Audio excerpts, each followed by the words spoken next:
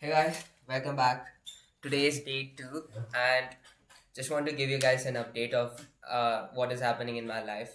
So, right now, my exams are going on, and I'm preparing for my exams, but I'm keeping up the consistency and posting every single day. So, today, I can't give a huge content for the next whole week, but I'm trying to give some fun. So we are going to basically cover all fundamental concepts that is required before you go and pitch your business model to any investors. And obviously, I went in, I was doom scrolling through content, and then when I was doom scrolling through content, I met Variku, who is a famous Indian YouTuber, and he broke down the fundamentals of investors in three questions. He broke down the fundamental concepts that we need to know before we go to pitch an investors, like the basics of what is the role of investors and all in three questions. And I think we need to know these three questions before before we go and pitch any investor. So the first question is, why do investors invest in a startup? Now, why do investors invest in a startup? These VCs roam everywhere, and they try to get in good startups. They give money and they invest in their startups, motivate the founder. Why do they do that? Why do these people invest in startups? First of all, you need to understand the concept of fundraising in this. So VC funds from the money that VCs get to invest in startup is from these funds. And who do invest in these funds? The two categories of people who utilize this fund. One is general partners. They are the VCs, they are the fund managers and all. So yeah. So general partners are fund managers, but the VCs are the people who go and search for investors. So there are two categories of people: general partners and limited partners.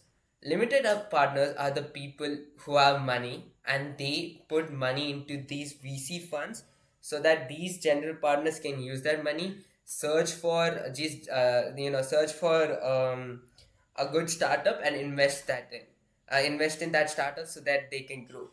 Now, LPs obviously put money here so that their money can grow. It's just like how you put money in stocks, and as stocks grows, your stock value grows, your revenue, the money you put also grows.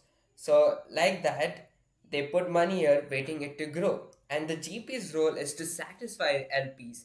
Their overall goal is to take this money, get good startup. That's why when they get good startup, they always force founders to go go all in, get more revenue, so that these VC funds can increase their fund value, and then LPs are satisfied because these GPs life revenue is dependent on VCs. So that's why they always search for a good startup. They have money, they search for startups, so this fund can grow, and this fund supplies revenue to them, and it also supply increases the money where LP is invested. What if the fund doesn't grow? They'll not be satisfied. LPs won't be satisfied, and they will obviously leave the fund, and that's not good for GPs. So obviously, why do investors invest in startup? Because they have money to invest in. And obviously, there are other non there are other things. Investors, if someone is wealthy, he would prefer to invest in a business so that their revenue can grow. So it's all about multiplying their money. So now we know why do investors do it. But what do investors look for in these startups? First, here comes some complicated terminologies. They look for TAM, total addressable market. So total addressable market is basically the total revenue opportunity in that market.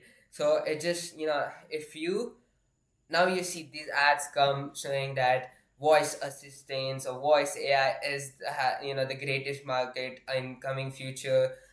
In future is the greatest market. It has total addressable market up to 2 billion. So they're saying the total revenue opportunity here is up to 2 billion. But and you can't just have a startup and say, I have come to this niche, and my niche has a total addressable market of 2 billion. Because sometimes you try to get an adjacent market and increase your adjacent markets of which is like adjacent to your niche idea, and then you couple combine these markets, and say everyone that my total addressable market is 2 billion, 3 billion, but to be honest, your niche owns a fraction of that, like a really small fraction of that. So when you're use AI to assist you in this part.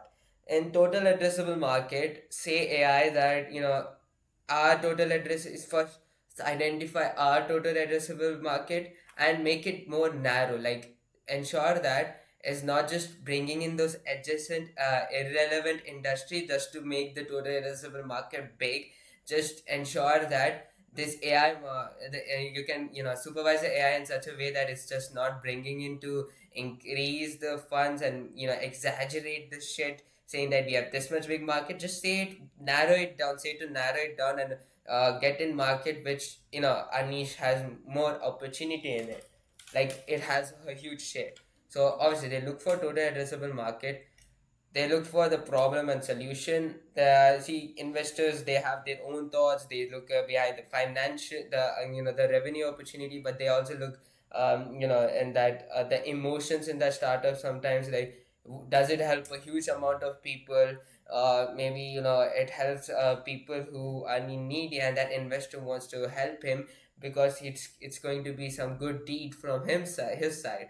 That's why there are a few reasons regarding regarding the problem and solution. So whatever problem you're going to pitch, if the investor is desiring to invest in it, and he's like this problem and the solution that you have created for this problem is worth it, then he's going to go for it. Also they also look for the founding team. If you have created the founding team, obviously you have upper hand, because these investors can just say you have the problem, you have the solution, but what makes you unique that I can invest on you? I can just take this solution and I can go solo build it. But I mean, not solo build it, I can go and build it by myself. But as a founder, you should say you can do that, but it will take time.